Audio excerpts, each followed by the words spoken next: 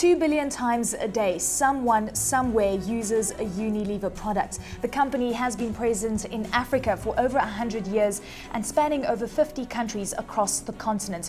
Hello and welcome to Captains of Industry. I'm Eleni, Giokos, and joining me today is Frank Braeken, Executive Vice President for Unilever Africa. Frank, great to have you on the program. Thank you so very much for joining us. 1 billion consumers on the African continent, and a large chunk of them use Unilever products. Africa is a fast-growing continent, and it seems a lot of multinational companies want a piece of the African pie. You have been on the African continent for many years as a company. Tell us about some of the changes that we've seen over the last few years. Yeah, so just to underscore how long we have been on the continent, I think we have the longest, over a century, the longest, and it all started with Unilever landing, so to say, here in South Africa, and then of course we established beachheads in West Africa in 1913, East Africa, etc. So this is a long love affair that Unilever has with Africa, and this has seen its ups and downs. Obviously, there were certainly very strong ups in the early phase. With the continent, we also saw some serious challenges to our business in the 70s, 80s. But equally, we see now, together with the fortunes of the continent in the last 10 years, we really see our business coming back. And particularly, let's say, in the last 2 to 3 years, I would almost say there's something like a strategic upgrade of Africa in Unilever. And I call it, it's bringing Africa back to its rightful place in our business strategy. I think during the crisis, it made a lot of people and investors rethink Africa's role within the global arena. And apart from just focusing on the resource-based scenario that was feeding into Africa's growth, we also realized that we have a very strong consumer, a consumer that is rising. How confident are you that we'd be able to gain this momentum going forward? Because as you mentioned, we have actually seen spurts of growth before, only to be disappointed in the past. I do think that this economic development, or this economic growth that we see now, is much more solid than we saw in the past. Many people think that this is all about finding oil and then this oil trickling down in the economy, and once the wells dry up, we are back to where we came from.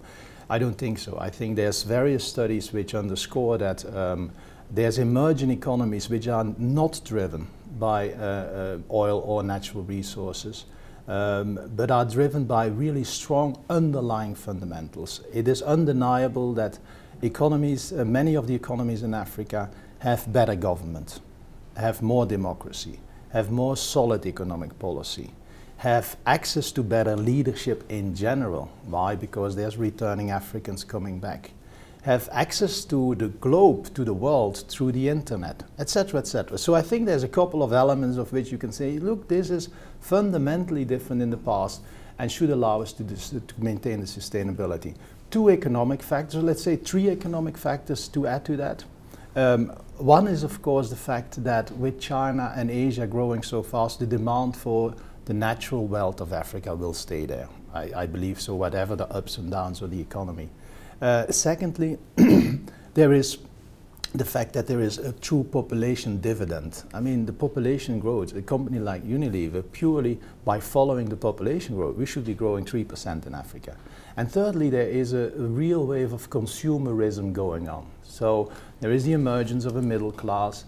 There is the development of brands, and I would call it's a real movement from products to brands, and that is, I think that's a momentum that everywhere in the world we've seen. Once that momentum is put in place, it perpetuates itself. It's interesting because you've also been in charge of Chinese operations, and we've actually seen the growth in the brands that you've actually put into China by way of needs of the consumer and trends. We've actually seen mothers that were worried about just having the right cream for nappy rash and just using paper towels as an example, now worried about having the right nappy to use. Are you seeing that kind of trend coming through in Africa, or is it just about still very basic needs? No, in terms of there's obviously the basic needs. Let's say there's the competition for non-consumption. There's still a lot of African consumers who don't use our kind of products. So that's one thing. But then there's undoubtedly a strong need for upgradation, for really bringing people to better tailored products, to better suited products for themselves. I give an example. We have since ages a margarine blue band across Africa. I mean, every African knows blue band. Yet this, until 2 years ago, this was only an 80% fat blend. We have introduced 2 years ago a 20% fat blend, so a blue band light, just for spreading on the bread. Now, that is a technology and an innovation which we know globally across the world since ages. But for one reason or another, we had never cared to introduce that innovation in Africa. Yet it is so relevant, because obviously with 20% less fat, you can deliver the same functionality for substantially lower price, affordability. Another example, what have we done really in terms of the African skin, of the black skin?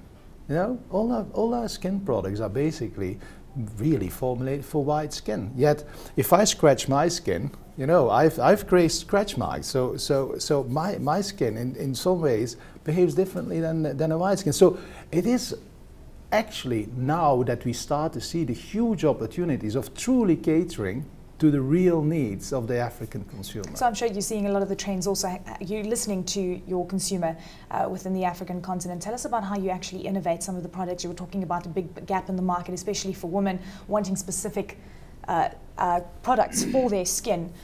What kind of trends are you then going to be putting in place going forward? First of all, I think what we have done is we have organized ourselves for the opportunity, because it's easy to talk about the opportunities, but then ultimately it has to result in action. And I think Unilever has taken an important action, and that is to reorganize ourselves around 8 global clusters, of which Africa is a cluster. So for the first time, as far as I know, Africa as a cluster is equal there at the same table with North America, with Europe, with China, etc. So we have a cohesive cluster now.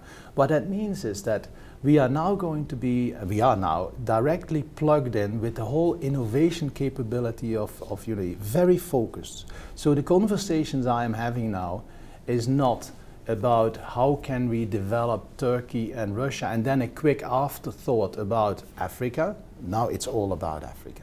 So developing specific products for Africans. So the conversations we are now having is really about what are the African needs. And there, again, it starts with truly trying to understand the African consumer, truly to recognize that it is not as simple as saying something works in South Africa and therefore it works in Nigeria. It is not at all.